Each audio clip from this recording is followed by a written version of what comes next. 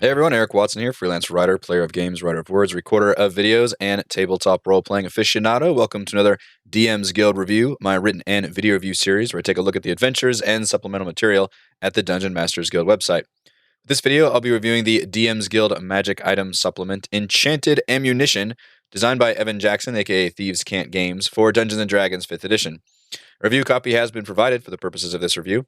If you enjoy my videos, consider using my affiliate links for your DM's Guild shopping and supporting me via patreon.com/roguewatson. Shoutouts to my platinum patrons, Andrew, Richard, Joe, Will, Tiny Dancer, Nick, Andy, Grayson, and Chris, and gold patrons, RPG Papercrafts, Charming Grenade, Pretty Boy Numa, Marco Stade, Vicente, Gilberto, Sean, AK, Cert2B, Adam, Dead Lizard Lounge, Sam, Rosh, and Limpy Spuds. Thank you all very much for your support. Apologize if I'm sounding a bit nasally. I'm still trying to fend off a bit of a wintry cold. So, I've never really cared much about playing archers, bow wielders in fantasy RPGs, not when there's always really cool melee weapons to use, or obviously spells or other abilities. The first time I really was even thought about being excited about playing an archer character was in the Divinity Original Sin games, because they had the ability to you could find and craft special arrows which had a lot of either elemental effects or other spell-like effects. So you could shoot like an oil arrow and a fireball arrow and a stun arrow and a water arrow, or like a charming arrow.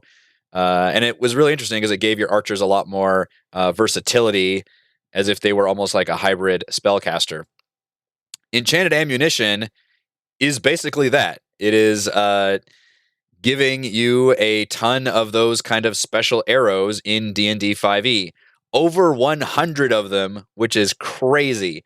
I appreciate that it keeps it pretty simple. So they're basically all, kind of the usual suspects, which is like, here's an extra, 2d6 fire damage for a fire arrow, that kind of thing. But also it borrows a lot of the material that's already baked into D&D. So like, here's a fireball arrow, here's a stinking cloud arrow, here's a arrow of charm person, essentially. But it's done in a, what I can tell, pretty well balanced way. And because you get so many of them, I can't complain about, some of them being pretty obvious picks, and others I think are still pretty good ideas. It's also, what helps this product a lot is it is very professionally designed and laid out. So it looks like an official product from Wizards of the Coast in terms of the actual layout, the font style, the way the tables are handled, the artwork. All of that looks really, really good, which always helps elevate a product, especially if it is a non-adventure product and you kind of have to go above and beyond to really sell me on, here's another magic item supplement. I do like that this one has a very strong, like, here's what we're setting out to do. This is just ammo, and that's all we're getting is just ammo type. So you're not going to see anything else but arrows and bolts. And as I mentioned, a lot of them have spell-like effects. I actually wrote down in my notes, there are arrows that have spells for banishing, confusion, charmed, cloud kill, fireball, fog cloud, Tasha's hideous laughter, darkness, sleep, slow, stinking cloud, vampiric touch, thunderwave, and gust of wind. Those are just the ones I wrote down from reading through it in terms of all the different spell-like effects that you can have from the ammo. They're organized alphabetically. They do have a few properties. Some of them are alchemical in nature, which means they are easier to make than the ones that are straight up magical, which I think is a nice touch, because there are rules for, I believe these were first introduced in Xanathar's Guide to Everything, rules for actually crafting your own magic items. And obviously, any kind of archer worth their salt should be able to craft your own, with the caveat that it will take time and money. Or, of course, you can just sprinkle them into dungeon as loot, or put them in shops for your archer player characters to purchase, because that's a very fun thing for them to acquire. There are a few other properties. I'm less enthused about these. Heavy ones impose a 20% reduction for range. Impact allows you to basically shoot at terrain rather than at a target. And it mentions if you're trying to shoot at a certain, like a tree or something, for some reason, you can use an AC of 10. Otherwise, most of them are balanced where if it is an AoE effect, then they just have a saving throw in general. So you could just kind of shoot in an area. If it's a fireball, you don't have to target anybody for that. You can just shoot at the ground in the middle, and it works as a fireball spell, as if you are, targeting with a fireball, and just everybody in the area has to roll a save. Some of them are unwieldy, which means it's a very oddly balanced arrow. It's a -2 penalty to hit. That gets a little bit fiddly. I really appreciate how 5e does away with a lot of these individual dice modifiers in favor of the advantage-disadvantage system. But I understand why you wouldn't want to say, well, you have straight up disadvantage if you fire this arrow, because very few people would ever use that arrow, even if it's really, really good. I guess you could always try and work on canceling out your disadvantage to at least roll it without. But because of the fact that these are finite, essentially magic items that need to still hit, so that would be a little bit tricky. The -2, I just have strong feelings about adding in a whole bunch of modifiers because it does make it a little bit fiddly to work with. But that's the only one that's on there is the unwieldy trait, and it's not used very often as far as I could tell. There are also arrows that are based on items. For example, there's the Acid Bulb arrow, which is based on Acid Flask. There's the Alchemist's Fire arrow. There's also a Potion of Healing arrow, which is this Ammunition of 8 up here, one of my favorite ones, because that's just a really funny idea, is to have your archer be able to turn around and shoot a teammate. Excuse me. I cough loudly. Which literally the arrow becomes like a streak of light, so it doesn't do any damage, it just heals them. And I really like the idea of your archer in a pinch being able to turn around and shoot at a ally and heal them using their action. So I think that's a really neat idea and thematically appropriate for if somebody is really keen on just going archer, they can gain all these other abilities that aren't just a +1 arrow, or a plus 2d6 fire damage or whatever. They actually do have some cool effects. Like being able to shoot somewhere and cast darkness could be really, really useful. Being able to fire a stinking cloud into an enemy. Now, you don't want to go nuts on this and give your ranger just straight up like they're a hybrid, wizard or something, because that might make your wizard feel shitty. But giving them these extra options is really fun and allows them to do more than just I shoot my arrow at somebody to try and do damage. Giving them, especially a lot of these utility abilities. I really like the Chaos Tide ammo because it gives the effect of a wild magic surge on your target, which is really interesting and obviously can be completely bananas depending on what the hell happens. I like the description on Firecracker. When this ammunition is loosed, a harmless display of colored lights erupts from the point of impact, delighting children and adults. Literally just a fireworks display. Which can be fun for RP purposes. There is ammo of growth of enlarge and reduction, which I guess actually 2 different ammo. One of them shoots and enlarges somebody, which I guess that'd be a weird one because you could shoot at an ally, they take the damage, but they would get the effects of the enlarge spell. The cooler one though is the shrinking one, where you shoot at an enemy and they are reduced. So literally you can shrink them with the same attack, which I think is pretty funny. Ammunition of lifting is really nice. I forgot what the spell is that does that, but it lifts somebody into the air. It's like a levitate effect. And that feels like a magical version of a snare. Like you shoot somebody and they're just pulled upwards by 20 feet if they fail the saving throw. So I think that's a really fun thematic thing. And it's a cool thing for an archer to be able to do, is shoot somebody and they just get flung up into the air and they have to kind of scrabble around it to get a foothold on anything. Spellbound Ammunition is probably the most complex one. I'm just going through my favorites, by the way. Spellbound Ammunition lets the party actually imbue the arrow itself with a different kind of spell. So I mentioned there's already all these different arrows that have these spell effects on there. The Spellbound Ammunition lets you cast a spell on the arrow, which is useful if you've got like wizard party members and you want to try to, combo this stuff. And then you can, obviously, it stays in the arrow forever until the archer decides to fire it. Or maybe you've got a wizard archer who can have that kind of combo. Would be really interesting. They could imbue their arrows with future spells, maybe right before a long rest or something. And then kind of have those cool extra spells on there. And obviously you'd have to be careful about giving them these certain arrows that have a rarity. You can choose, well, I'll give you a this level 2 arrow that can only hold a level 2 spell or lower, for example. And it's still not imbalancing because it's a finite thing. Like once you fire it and it goes off, that's it. It's done. you've used that item. So that's why I really like enchanted ammo in general, because it's a finite resource. So you can give that stuff out a lot more frequently than you could, an actual real magic item. There's also some monster based arrows. The two that I was able to find, there's one based on the Medusa petrification, in terms of you like fail it once and they become restrained and they fail the saving throw again and they're straight up petrified.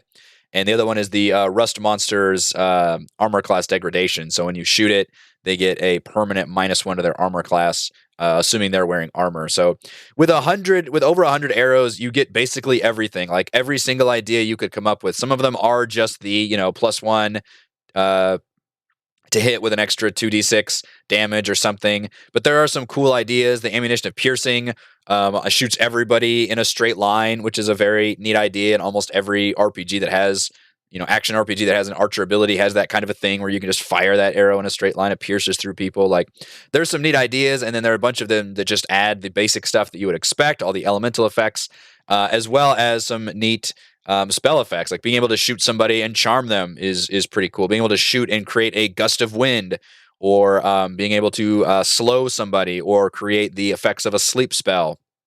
All these things that an archer can do would be really, really fun, even if you already have a wizard in the party, because, wizards can't take every single spell. And obviously the DM, you would be very cognizant about not stepping on the toes of the wizard.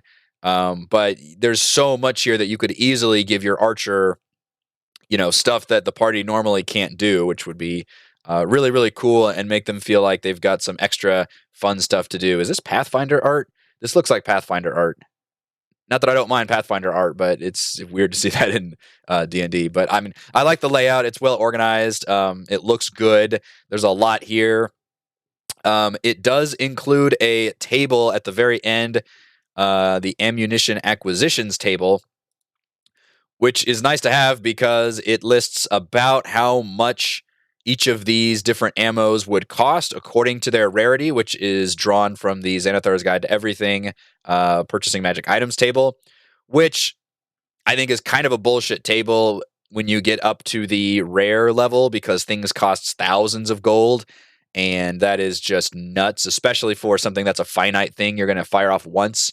You're not going to spend thousands of gold on that. So, but I get why you would definitely take that from Xanathar's, because that is the published and like official ruling. I, as the DM, would modify these prices quite a bit. But I like that this is here because it gives me an understanding, especially the availability, which tells me, based on the rarity of the of this particular arrow, as well as what it can do, here's how the designer feels like how many of these you would be able to find either in a store or in a single like dungeon loot cache. How many of these could you find at once? So, for example, an acid bulb, you could find 3d6 of them, because it's basically just the effect of the flask of the acid flask item, so just very small extra damage. Whereas something like that Chaos Tide, where's that ammunition, which is the Wild Magic Surge, only 1d6 available. It's considered very rare, 12,000 gold for that bundle. So it's a very nice table to have. Obviously, one for every single entry here, which is really, really cool. If I had any nitpicky complaints, there's no table of contents. So if you wanted to there's no like bookmarks if you wanted to find something quickly, which not a huge deal because it's only like a 20-page supplement. Like each thing is, pretty quick. There's a bunch on a page, so it's not that hard to find what you're looking for. It would have been nice to have an overarching table by rarity. So, like if you have like a monster supplement, it'll usually list, here are the monsters by challenge rating. It would be nice to have a list that was, here are the ammo types organized by rarity, so you can see which are generally the weaker or easier ones to give out in lower levels versus one of the ones that are really sexy and that you should have only as the best rewards, and that kind of thing. Would be nice to see that organization. I also would have really appreciated if it had gone a little bit further and listed, for example, magic bows or crossbows that perhaps could have some of these arrows built in as a magical effect, similar to the way the magic bard instruments work for giving bards built-in spells and some additional effects. It'd be cool for like an ultimate ranger or just somebody who's really into archery, which I imagine you would have at least some level of ranger. Some kind of magical bow that would be just their premier, awesome, like my character is now complete, built around this thing. And then maybe that includes some of these magical arrow effects as part of it, or something to do with that. I think that'd be cool. But I'm not going to count that as an actual official complaint or anything, because that's not what this um, supplement is literally designed for. It's got ammunition, enchanted ammunition on the cover, and that's all it is the ammo. So I would have liked to see it had gone a little bit further and listed some magic bows that maybe could have used these arrows, or have those built in as like, hey, you can use like this amount of arrows, this many times per day or something. That would have been cool to see. But I'm not going to make that a knock against it, because it is just about enchanted ammunition, and that's all. That's all you get in the whole thing. But I think it's a very solid product. It does exactly what it says on the tin.